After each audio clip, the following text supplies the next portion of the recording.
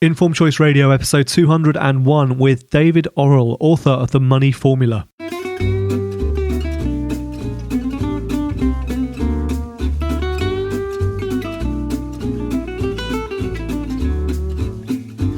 From Sundial House Studios in Cranley, welcome to Informed Choice Radio. This is the podcast all about achieving your financial goals in life. Here's your host, Martin Bamford. In this episode of Informed Choice Radio, I speak to David Orrell, author of The Money Formula. Listen to this episode to learn how the global economy relies on quantitative finance, whether financial instruments like derivatives and credit default swaps can be a positive force in the world or just a way for bankers to make huge amounts of money, how money created out of thin air becomes real obligations which need to be repaid, and whether we've now got a better understanding of quantitative finance and how it can be used safely. David is one seriously clever chap. He studied mathematics at the University of Alberta in Canada before working on the design of particle accelerator projects in the US, UK, France and Canada. He then returned to studying mathematics, this time at Oxford University. His doctoral thesis explored the predictability of nonlinear systems with applications to weather forecasting. His new book, co-authored with Paul Wilmot, is The Money Formula.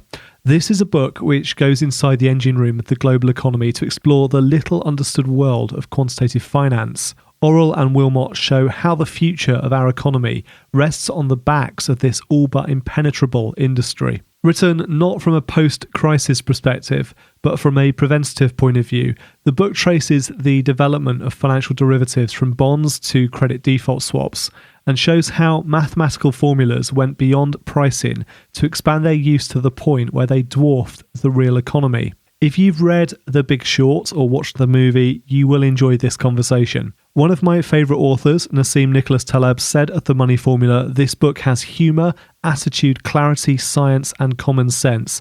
It pulls no punches and takes no prisoners. You can find the show notes, full transcripts and useful links for this episode at icradio.co.uk. If you enjoy listening, please let me know on Twitter at Martin Bamford. Please also take a minute to leave me a review of this podcast on Apple Podcasts. The fastest way to leave a review is to visit icradio.co.uk/iTunes, click on the ratings and reviews tab and leave a few words there. Welcome to The Money Formula with David Orrell in episode 201 of Informed Choice Radio. So David, thank you for joining us on Informed Choice Radio today. Could you start by telling our listeners a bit about you and about your background? Yes, I'm an applied mathematician. I run a consultancy called Systems Forecasting, and I specialize in the prediction of complex systems. So I've worked in everything from weather forecasting to systems biology to economics, and I also write books aimed at general audience about science and economics. It's a really varied background. It's fantastic. So your latest book, The Money Formula, which you've written with Paul Wilmot, explores the world of quantitative finance. So what inspired you both to write that book? Well, I've been interested for a while in how mathematical models are both used and misused in economics. And the most important application of these models in many respects is probably quantitative finance. So I teamed up with Paul Wilmot, who's one of the leading quants, both as a practitioner and an educator. And he's been arguing since before the crisis that models were being misused. So the idea of this book was to look at how quantitative finance developed, where it is now, and ask how we can make it less of a risk to the world economy. So could we start by defining quantitative finance or quant? What is it? Simply mathematical models applied to finance? Yeah, basically like, so if you look at quantitative finance, it's about instruments such as options. So, everything from businesses, governments, investors, and so on want to use these kinds of instruments or more sophisticated contracts to manage risk. So say that you have a company that sources parts in one country but sells in another, and it might want to hedge against currency risk. So quantitative finance allows people to assess risks, price products, and create a market for these things. But it's all based on mathematical formulas, basically. So, because of the complexity of how do you value these instruments. So in a sense, these are very useful, but they also have another side to them, which is that they can be used to speculate or make bets. And so, for this reason, options for a long time were viewed as somewhat disreputable, a bit like gambling. And one thing that quants did back really in the 1970s was to remove some of these associations by making it all look very scientific and arguing that it was a way to share risk. So quantitative finance, it really plays a huge role in the economy now, really in two ways. One by providing a service, but also in another way, just by the fact that it's become so huge that it actually dominates a lot of the trade that's going on. So if you look at currency trading, for example, most of it really has nothing to do with business. It's really purely speculation. So, when quants take a particularly like a dim view of a particular currency or a positive view, then that has implications for that country, the countries involved. If you look at markets for things like stocks or commodities, a large part of the trading today is dominated by algorithms, which are programmed by quants. And obviously when quant trades blow up as during the financial crisis, then that affects everybody. So it's really it's a sort of a hugely important industry which affects the lives of so many people in entire countries, and yet there's really very little known about how it actually works. It's very kind of hidden. So that's one thing we wanted to do in the book, was just to kind of shine a little bit of light on the workings of this sector. And you mentioned that back in the 1970s, I think it was, that a more scientific approach was applied to it. So this is not a new approach to finance, but at what point did it become a dominant form of global finance and sort of take control of the financial system? It's been sort of a progression. So it started off as I said, in the 60s and 70s, when mathematical techniques started to be used for valuing relatively simple things like options. But then what sort of happened is that as people got more comfortable valuing these instruments, the instruments became used more and more often, and the mathematical formulas were used. They sort of became a sort of a dominant thing in the market, so that everybody was following this mathematical formula at the same time. So let's say that, for example, you had the Black-Scholes formula, which was used to value the price of options. So that's sort of fine when everyone's using the same formula for these things. But when you have a market crisis, the problem is the formula is telling everybody to do the same thing at exactly the same time. So it ends up as a kind of a synchronizing device. And this amplifies market swings, market crashes. So if you look at sort of the crashes that have happened through history, from the financial crisis, like back in the 80s or the 80s, the 90s, the 2000s, the recent financial crisis, there's a sort of a whole sequence of them. And it's interesting that these quantitative models have sort of played a key role in all of them by creating a market for these products and then, simultaneously making that market highly unstable by making everybody do the same thing at the same time.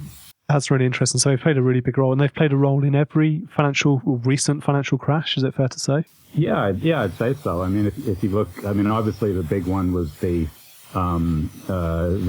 great financial crisis, or whatever you want to call it, the credit crunch that happened nearly a decade ago. So that was sort of a classic example, because you had sophisticated financial instruments like so-called collateralized debt obligations, which were used to bundle up mortgage securities into an instrument which could be traded. And there was a particular model that was used to value these things called the copula model, which is basically, it sounds like really sophisticated mathematics, but really what it was doing was it was taking all of the complexity of all of these mortgages which were represented. So let's say you might have one of these CDOs might have bundled together thousands of mortgages from the particular parts of the United States. And very, very complicated thing to know, who's going to default, who's not going to default. And so the CDO was sort of a way to magically simplify all of this and turn it into a nicely sort of homogenized product that could be kind of sold off to another bank. But the problem is obviously, like when you have that kind of simplification, it's a bit of an illusion, really. It doesn't, you can't simplify a complex system that easily. So it just became a kind of a tool that people used and it worked kind of until it didn't. And then when it didn't, like everything fell apart very quickly. And you mentioned there CDOs, collateralized debt obligations. I think when people have heard of these financial instruments, things like derivatives, credit default swaps, they'll think back to movies like The Big Short, which did a fairly good job of bringing it to the masses and explaining what went wrong. Are those sorts of instruments a positive force in the world, or do you think they're just a way for bankers to make money and create a lot of risk for the rest of us at the same time? Well, like any technology, I guess it depends how they're being used. There's nothing inherently wrong with these things, but it's also a question of scale, I would say, because if you look at the financial industry, I mean, it obviously supplies a lot of useful functions, but it's not really very productive in itself. It's more like a kind of a utility. And a number of studies have shown that when it gets too large, then it's actually counterproductive. So one reason is it becomes more about extracting money out of the real economy, out of the financial system, than actually adding value in itself. Another thing that we discuss in the book is that it draws people away from more useful disciplines, such as science, engineering, medicine, this kind of thing. And finally, it also contributes to inequality because the salaries are so insanely high. Something I've always personally struggled to understand, I understand you cover in the book, and perhaps you could explain, if you create billions of dollars out of thin air effectively, then that money subsequently disappears when there's a market crash. It leaves a huge hole for taxpayers and central banks to fill. But that huge hole was originally created from nothing, or more or less nothing. So at what stage did it become real money, a real obligation for people to have to pay back? Yeah, well, that's sort of the key question behind how these crises happen. I mean, when you think of like money is in a way, it's kind of like a magic trick, right? Like we talk about central bankers as being alchemists because they control money, but really it's the bankers and the quants who create money and can make it disappear. I mean, the way that most money is created in the economy, the vast majority, is by private banks issuing debt. So when you take out a loan, the bank doesn't hand you its own money. It just creates new funds. And the only thing that stops this bank making more loans and thus adding to the money supply in this way is risk. But quants, for example, before the great financial crisis, quants had worked out a way to package that risk up into financial instruments that could be sold off to somebody else. So with the risk off its balance sheet, the bank was free to make more loans and thus create more money. And so when prices of the underlying assets, so the houses or whatever, are going up, there's no problem. Everyone's getting richer, there's more money, and so on. But for whatever reason, when prices start to go down, as they inevitably do, there's sort of a fundamental problem because, remember, this money was issued as debt, right? So, the value of a house might decline, but it's a physical thing. But debt is a numerical thing, and it just gets larger over time because of interest. So if you took out a house loan at the market peak, you still have to pay that debt. And now you're much poorer on paper, and if there's a recession, you may have to default, which leads to a downward spiral, and so on. So all of that money creation just goes into reverse. And you mentioned a moment ago that these financial instruments have almost distracted people from doing things that might be more meaningful for society, for the world. How have they misled investors, and more particularly, how have they misled economists into believing the world is the way it is at the moment? Well, for investors, one thing we show in a book is how these quant models can really be abused. So, for example, quants create products which will make a very good return, or at least, a goodish return most years, but have a fairly high probability of blowing up at some point, but only the quant knows that. So for the quant, this is not a problem because he's going to get paid a regular commission in the meantime for, as long as everything goes okay for a few years, he's going to get paid lots of money. And he may, there's so much turnover in these positions that he may only be planning to stay in that job for a few years anyway and then retire, whatever. So this is sort of an asymmetric understanding of risk, which can be very dangerous if you're on the wrong side of it. Another trick is that it's very easy to use these formulas to manipulate the apparent risk. So, which can be good for the quant because he can sort of just choose data to put into the model to make it look like there's, a particular product is actually not risky at all when in fact it is. So basically for investors, there's a huge mis-selling problem here, which hasn't received the attention it deserves. For economists, meanwhile, they've really played the role of enabler in all of this, I would say, because they've had these sort of gold standard models for valuing things like options and other derivatives and so on. But these have really just given a sense of security and sort of accuracy, which turned out to be highly unwarranted. And the general message of mainstream economics is that the economy is inherently rational, efficient, and stable, and so on. And of course, this is just perfect PR for the financial system. And following the global financial crisis, obviously the spotlight has gone onto a lot of these instruments and quantitative finance. Do you think we've now got a better understanding of some of the risks involved and how it can be used more safely in the future?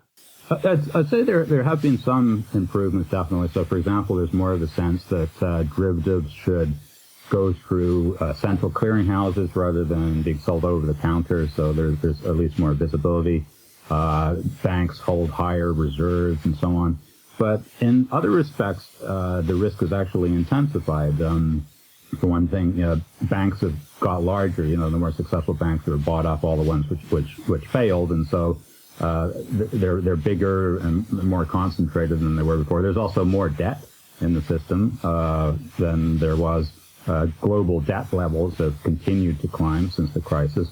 So again, that is inherently unstable. And then it also seems probable at the moment that some regulations in the U.S. at least are going to be rolled back, which will undo some of the progress that's been made. So if we put you in charge for the day, what steps would you want to take in order to prevent another global financial crisis? Or do you think it's not possible to prevent that from happening? Well, I think it is. I mean, we do make a number of suggestions in the book, but the thing is that to be successful, they all involve making the financial sector smaller and less powerful, right? And obviously there's an enormous amount of resistance to that, especially given the influence of financial firms in politics. So, I mean, for example, if you look at Donald Trump, he's surrounded by people from Goldman Sachs.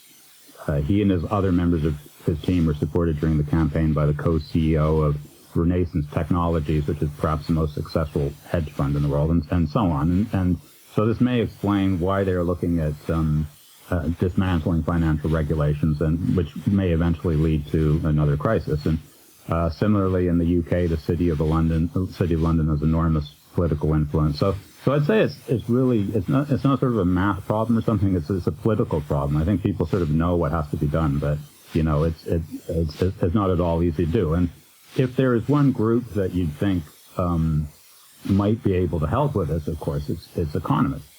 And as I said in the past, they've really largely acted as neighbors to the financial system, but they could make a stand and sort of talk truth to power and change the advice that they give to the government and so on. But unfortunately, there hasn't really been much progress, which, again, is perhaps not surprising given the influence of the financial sector in economics as well. I mean, it's often pointed out that economics is the only field whose Nobel Prize is paid for by a bank, the Bank of Sweden. But there really is a problem when economists who advise on things like bank regulations are often employed in consulting roles by those same banks. Yeah, absolutely. Now, another one of your books is Economists, 11 Ways Economics Gets It Wrong. I understand the second edition is coming out in the summer. Why are economists and traditional economic models having such a hard time of it lately? They just seem to be constantly getting things wrong. Yeah, well, obviously they didn't really cover themselves in glory during the financial crisis. I mean, it wasn't just that they failed to predict it, but their models really helped to create it by basically saying that such an event could never happen. So it led to this sort of feeling of complacency, which is one reason everybody was so blindsided by the whole thing. And they consistently led this argument that the economy is an inherently self-regulating system, that instruments such as derivatives are actually making it more robust rather than more fragile. And since the crisis, there's been quite a lot of pressure put onto sort of reforming economics by student groups such as Rethinking Economics in the UK, but there's been little in the way of actual progress. And I think there's a sort of feeling now that the sort of field is stuck a bit. One topic that we mentioned in the money formula is the fact that economics has consistently downplayed the importance of money. And this goes back to your question of how this money kind of gets created and then gets destroyed during a crisis. And it's been really missing from economics an understanding of this. So money is used as a metric, obviously, but it's not treated as sort of an important thing or sort of an important substance in the economy itself. And I think this probably seems very strange to non-economists to know that many economic models, such as the ones used by policymakers to make decisions, don't even include money or the financial sector. So obviously it's not surprising that they're no good at spotting banking crises. So I think the main way to reform economics will be to put money right at the center of it. So questions like not just how people react to money psychologically, that kind of thing, but how money is created, what are its dynamics, and so on. What are the effects of this force in the economy? And this will allow us to understand the causes of events such as the financial crisis, which again were driven by the creation of new money through loans. And putting money at the center will also undercut this entire narrative of stability, efficiency, rationality, and so on, which is really being used as a smokescreen by the financial sector. David, thank you so much for your time today, for being a guest on Informed Choice Radio. Before you go, where can our listeners find out more about you online, and where can they buy a copy of The Money Formula? Thanks very much, Martin, for having me on the show. I believe the book is out now, or in the stores, should be soon anyway, and there are more details at my website, which is postpythagorean.com. Fantastic, thank you. We'll make sure we put links in the show notes too, so our listeners can find that nice and easily. Thank you for your time. A big thank you to David for joining me on Informed Choice Radio today. Make sure you check out his new book, The Money Formula. What was your favourite part of that conversation? Do let me know on Twitter at Martin Bamford, or in the comments section in the show notes for this episode, which you can find at icradio.co.uk. That's also where you can find useful links and the full transcript for this episode. I would also love your review of Informed Choice Radio on Apple Podcasts. Just visit icradio.co.uk/iTunes, where you can leave your rating and review. Ratings push us higher up the Apple Podcasts charts, and it helps us to reach more new listeners. It only takes a minute to leave your rating and review, and we will, of course, read it out in a future episode. Thank you for listening to this episode, and thank you so much for your continued support of this podcast. Until next time, I'm Martin Bamford, and this is Informed Choice Radio. And remember, when it comes to your money, the more you know, the faster it can grow.